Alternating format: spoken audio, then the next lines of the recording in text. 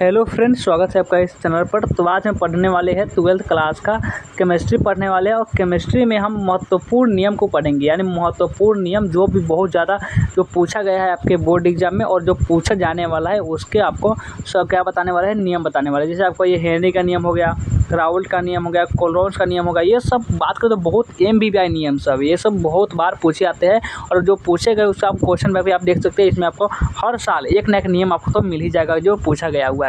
तो वही हम आपको बताने वाले हैं। तो चलिए हम एक एक नियम को अच्छे तरीके से समझना स्टार्ट करते हैं। आपको इसका क्या करना है कि इसका स्क्रीनशॉट आपको लेते हुए चलना है ताकि आपको उसको आप बार बार पढ़ सकें। तो आप एक कॉपी में भी आप नोट कर सकते हैं। देखिए सबसे पहला जो नियम क्या है, यहाँ पे लिखा हुआ है महत्वपूर्ण नियम। सबसे पहला जो नियम है वह क्या है, चलिए उसको बारे में हम देखते हैं। सबसे पहला नियम है कि प्रश्न 1 में है हेनरी के नियम का नियतांक। हेनरी के नियम का नियतांक जो केज का महत्व क्या है, ये आपका नियम है। हेनरी के नियम का नियतांक का महत्व क्या है, तो ये जो आपको कैसे लिखना है, एग्जाम में अगर क्वेश्चन आएगा तो लिखना कैसे है, लिखना है कि किसी गैस के हेनरी के नियम का नियतांक, किसी गैस के हेनरी के नियम का नियतांक का मान जितना ही अधिक होता है उसकी विलेयता उतना ही कम होती है। यानी कि वो जितना ही अधिक होगा, यानी कि वो मान चलिए 5 होगा तो वो आपका क्या होगा, उससे कम यानी 2 हो सकता है। यानी कि जितना ज़्यादा होगा वो सब कुछ कम ही होगा। तो आप पढ़ लीजिए कि किसी गैस के हेनरी के नियम का नियतांक, किसी भी गैस है उसके हेनरी जो आपका होता है उसके जो नियतांक होता है उसका मान जितना अधिक होगा, हेनरी के जो नियतांक का मान होगा वो जितना अधिक होगा और उसके जो विलेयता का उसके मान से यहाँ पर नियतांक है, ये आपका उसका नियतांक है और उसका है यह विलेयता, उसका यह विलेयता है। तो यह जितना भी यह नियतांक होगा वो अधिक होगा, वो जितना ही अधिक होगा इसकी विलेयता क्या होगी, उतना ही कम होगी। यानी जितना अधिक उतना कम। आपको समझ गए, जैसे ही ताप बढ़ता है गैस की विलेयता घटने लगती है। ये जो ऑब्जेक्टिव टाइप क्वेश्चन में आता है, क्या आता है ऑब्जेक्टिव टाइप क्वेश्चन में, यह ऑब्जेक्टिव टाइप क्वेश्चन में ये आता है कि जैसे ही ताप बढ़ता है गैस की विलेयता जो होती है वो क्या करने लगती है। तो बताना है कि जैसे ताप बढ़ता है गैस की विलेयता वो घटने लगती है। क्या करने लगती है, वो घटने लगती है। तो अब यहाँ तक समझ गए। तो चलिए अगले प्रश्न पर आते हैं। अब आइए नेक्स्ट क्वेश्चन पर। नेक्स्ट क्वेश्चन है कि आपका 2 नंबर, एक घोल के लिए राउल्ट के नियम को लिखे। एक घोल के लिए राउल्ट के नियम का आपको लिखना है, एक घोल के लिए। तो राउल्ट के नियम के अनुसार किसी दिए गए ताप पर किसी अवाष्पशील विलेय वाले विलयन का वाष्प दाब शुद्ध विलायक के वाष्प दाब और उनके मोल अंश के गुणनफल के बराबर होती है।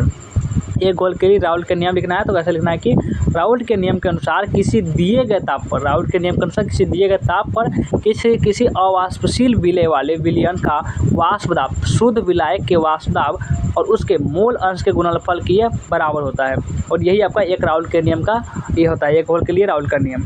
आगे आते हैं, अगला क्वेश्चन है आपका, अगला प्रश्न नंबर 3 है कि राउल्ट के नियम को लिखिए। आपका राउल्ट का नियम ये जो है आपका बहुत MBBI प्रश्न है, आपका MBBI प्रश्न है। तो ये पढ़िए कि किसी विलयन में उसके अवयवों का आंशिक वाष्प दाब उसके मोल प्रभाज का सीधा समानुपाती होता है, या विलयन के अवयवों का आंशिक दाब उसके मोल प्रभाज एवं वाष्प दाब के बराबर होता है, उसे हम राउल्ट का नियम कहते हैं। यानी किसी विलयन में उसके अवयवों का आंशिक वाष्प दाब, जिसको उसका विलयन है उसका जो अवयव जो उसके होते हैं, यानी कि मान चलिए आपका ये विलयन है, विलयन इस प्रकार से होता है। तो इसमें जो अवयव होते हैं उसके आंशिक वाष्प दाब उसके मोल प्रभाज जो होगा, मोल प्रभाज क्या होता है ये भी क्वेश्चन आते हैं, तो इसको भी आपको पढ़ लेना है। मोल प्रभाज सीधा समानुपाती होता है, या विलयन, या फिर हो सकता है ये भी आप लिख सकते हैं शॉर्ट आंसर, विलयनों के अवयवों का आंशिक वाष्प दाब उसके मोल प्रभाज एवं वाष्प दाब के बराबर होता है, उसे हम राउल्ट का नियम कहते हैं।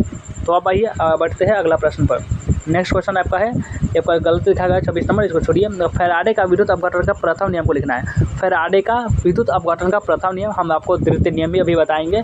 तो सबसे पहले फैराडे के विद्युत अपघटन के प्रथम नियम को समझते हैं। प्रथम नियम है फैराडे के विद्युत अपघटन का प्रथम नियम, विद्युत धारा अपघटन कराने पर रासायनिक विघटन की मात्रा विद्युत अपघटन विलयन या गलित में प्रवाहित विद्युत मात्रा के क्या होता है, समानुपाती होता है। और ये आपका फैराडे का प्रथम नियम होता है। यानी कि फैराडे का प्रथम नियम जो होता है कि विद्युत धारा अपघटन करने पर रासायनिक विघटन की मात्रा विद्युत विघटन में प्रवाहित होने पर विद्युत की मात्रा के वह समानुपाती होती है, वो आपका होता है फैराडे का प्रथम नियम। और सेकंड जो रूल होता है फैराडे का विद्युत अपघटन के द्वितीय नियम को लिखे। तो इसमें आपको लिखना कैसे है कि फैराडे के विद्युत अपघटन के द्वितीय नियम लिख देना है इस प्रकार से आपको, ताकि लगे कि एग्जामिनर को हाँ ये लिखा हुआ है, नीचे इसका नियम लिखा हुआ है। तो लिखना है विभिन्न विद्युत अपघटन विलयनों में विद्युत की समान मात्रा प्रवाहित करने पर, या फिर थोड़ा इसको तोड़ मरोड़ के भी अपने लैंग्वेज में भी इसको आप लिख सकते हैं, उसके लिए कोई दिक्कत नहीं है। तो लिखना कैसे है कि विभिन्न विद्युत अपघटन अवयवों में विद्युत के समान मात्रा प्रवाहित कराने पर मुक्त विभिन्न पदार्थों की मात्राएं उनके रासायनिक तुल्यांकित द्रव्यमान धातु या परमाणु द्रव्यमान धनायनों को अपघटित करने पर प्रयुक्त इलेक्ट्रॉनों की संख्या की क्या होता है, ये समानुपाती होते हैं। बढ़ते हैं अगला प्रश्न पर। आपका प्रश्न नंबर कितना है, 6 नंबर है, और इसमें है कि हार्डी-सुलज़न नियम क्या है। हार्डी-सुलज़न नियम ये भी बात करें तो ये भी उतना ही आपका MBY जितना का फैराडे वाला जो था वो था।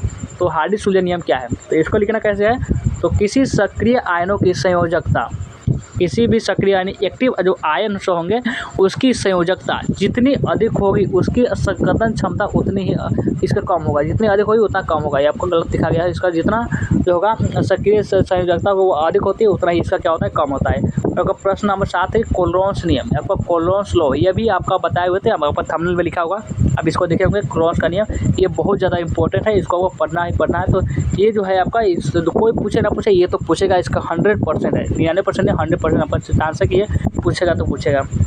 आपका कोलोरॉन्स नियम क्या है, तो लिखना है कि अनंत अनुता पर विद्युत अपघटय का पूर्ण रूप से आयनन हो जाता है। क्या होता है, अनंत अनुता पर जो विद्युत अपघटय का जो होता है पूर्ण रूप से आयनन हो जाता है। विलयन की कुल मोलर चालकता में प्रत्येक आयन अपने हिस्से का योगदान करता है या यह योगदान उसकी प्रकृति पर निर्भर करता है कि यह आयन की प्रकृति पर, या आयन की प्रकृति पर आपको लिखना है। इस प्रकार से आपका होकर समाप्त हो गया कोलोरॉन्स का नियम, बस इतना ही होता है। तो ये भी आप जितने हम नियम बताए थे इसको आप कॉपी में नोट करते चलना है, जितना भी हम क्या बताए थे नियम बताए थे उसको आप कॉपी में नोट कर लेना है, या फिर इसको स्क्रीनशॉट लेकर इसको आप रख लीजिए, इसको बार बार आप पढ़िए, आपको याद कर ही लेना है, ऐसा नहीं कि एक बार पढ़ लिए तो छोड़ देना है, आपको याद कर लेना है। आपका ये वीडियो कमेंट करके हमें बताना है कि कैसा लगा। चलिए वीडियो को एंड करते हैं, मिलते हैं फिर नेक्स्ट वीडियो।